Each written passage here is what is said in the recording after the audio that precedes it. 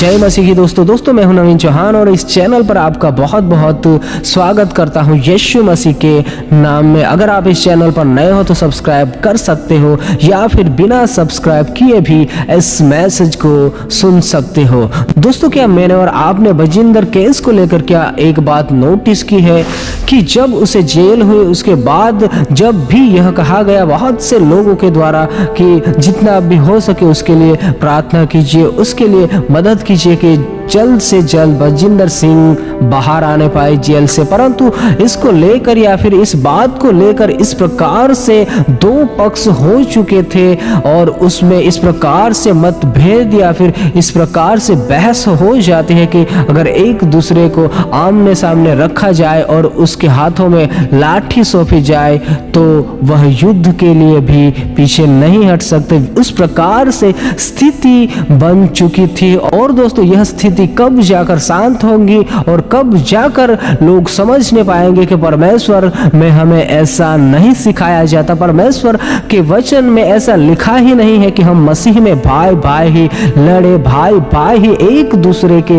बैरी हो जाए। यह वचन हमें सिखाता ही नहीं है। इस प्रकार से हम बातें सुनते हैं, इस प्रकार से वीडियोस देखते हैं कि जिसमें हमें साफ साफ दिखाई देता है कि जैसे कि अन्य जाति में होता है उस प्रकार से आज मसीहियत में भी इस प्रकार होने के चांसेस रहते हैं।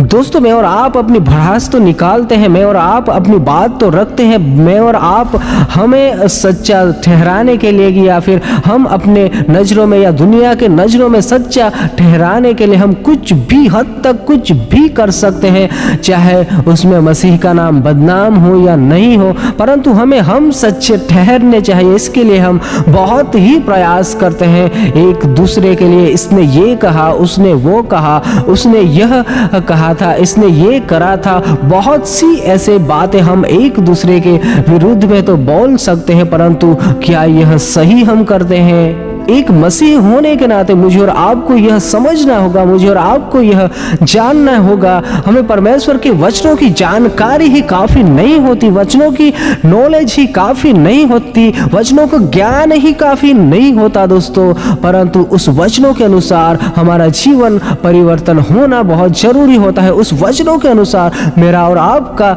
जीवन परिवर्तन होना बहुत ही जरूरी है। इस बात को मुझे और आपको समझना होगा। केवल वचनों की जानकारी रखने से कुछ नहीं होता, परंतु उसके अनुसार चलने के द्वारा, उसके अनुसार करने के द्वारा ही परमेश्वर हमसे प्रसन्न होता है। और वह बात हमने देखी सुनी अब इन वर्तमान समयों में दोस्तों सोशल मीडिया पर। दोस्तों अगर आप एक सच्चे मसीही हैं, आप एक वचन को जानकार हैं या फिर आप वचन को गहराई से जानते हैं, तो आप इस बात को समझिए और आप नोटिस कीजिए कि क्या यह सही हो रहा है।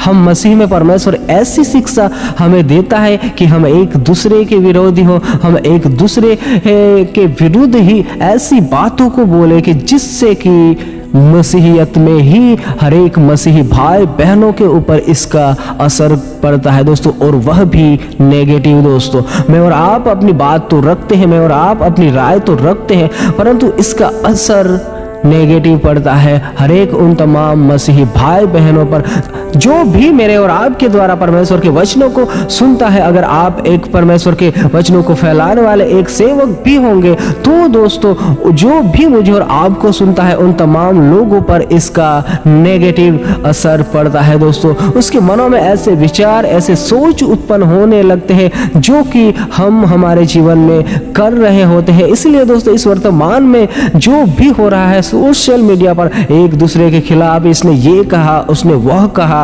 हम अपने आप को सच्चा साबित करने के लिए यह कर तो रहे हैं, दुनिया के सामने सच्चाई लाने के लिए यह कर तो रहे हैं, परंतु दोस्तों इसमें मसीह यीशु के नाम पर भी असर पड़ता है और हर एक मसीही भाई बहनों पर इसका गलत असर पड़ता है। जो स्थिति, जो घटना हुई है उसका सॉल्यूशन निकालने के बजाय हम आपस में ही लड़ते रहे तो दोस्तों यह बात सही नहीं है। जो भी घटना हुई है वह हो चुकी, उसके ऊपर ज्यादा बहस करने से कोई भी फायदा नहीं है। अगर हम परमेश्वर के वचनों के अनुसार देखें तो उसके ऊपर ज्यादा बहस करने से कोई भी फायदा नहीं है, परंतु हमें अपने आप को दिन नम्र बनाना होगा परमेश्वर के वचनों के अनुसार और एक दूसरे को क्षमा करना होगा। और इस बात को जितना भी हो सके हमें इसका सॉल्यूशन निकालना है और इससे बाहर निकलना है दोस्तों, क्योंकि शैतान तो यह चाहता है कि हम मसीही भाई बहनों में ही लड़ाई करवाए, झगड़े करवाए और हम आपस में ही इसी में ही फंसे रहे, जिससे कि परमेश्वर का काम रुके, जिससे कि परमेश्वर के नाम की बदनामी हो, जिससे कि मसीहियत पर लोग उंगली उठाने पाए। तो दोस्तों हम शैतान को अवसर क्यों दे, अगर हम वचनों को जानते हैं, समझते हैं कि परमेश्वर का वचन हमें ऐसा नहीं करने के लिए कहता है, परमेश्वर हमें क्षमा करने के लिए कहता है, परमेश्वर हमें प्रेम करना सिखाता है। तो दोस्तों इस बात को समझिए और एक दूसरे को क्षमा कीजिए, अपने मनों की कड़वाहट को निकाल कर दूर फेंकिए, क्योंकि इससे कोई भी लाभ नहीं होगा। हम जितना भी इस बात को बढ़ाएंगे, जितना भी इस बात को खींचेंगे, इसने ये करा, उसने वो करा, यह करा था, ये करा था, तो दोस्तों इसका परिणाम जो होगा वह बुरा ही होगा। इससे अच्छा यह होगा कि जितना भी हो सके जल्दी मैं उन तमाम लोगों से, तमाम मसीही भाई बहनों से यही निवेदन करता हूं कि जितना भी हो सके आपस में ही इस बात को जितना भी हो सके निपटाए, या यूं कहे कि इस बात को क्लोज कर दे और आगे की ओर बढ़े, मसीह के काम में आगे की ओर बढ़े। जो भी घटना हुई है बजिंदर सिंह केस को लेकर, उसके बारे में हम सोचे कि आखिरकार उसका क्या करा जाए, क्या हम उसे नहीं माफ कर सकते, क्या हमारा मन इतना कठोर है, क्या हम परमेश्वर की जगह पर बैठना चाहते हैं कि उसने ये करा था, वो करा था, बस न्याय ही करने के लिए हम बैठना चाहते। दोस्तों ऐसा नहीं, परमेश्वर हमें ऐसा नहीं सिखाता। आज हम जानकर भी परमेश्वर के वचनों के विरुद्ध चल रहे हैं। दोस्तों मैसेज के अंत में इतना ही कहना चाहूंगा कि हम मसीही ही लोग अलग नहीं है, जिस प्रकार वचन कहता है कि एक ही देह है, एक ही आत्मा, जैसे तुम्हें जो बुलाए गए थे तुम्हारे बुलाए जाने से एक ही आशा है। हमारा काम एक है, हमारा परमेश्वर भी एक है। अगर हमारे नजर में कोई ऐसा गलत मालूम पड़ता है तो हम उसे सुधारने का प्रयास करें, ना कि उसे और भी गड्ढे में डाल दे। परमेश्वर को यह नहीं भाता है। बाकी आप बहुत ही समझदार हो। सबको जय मसीह की।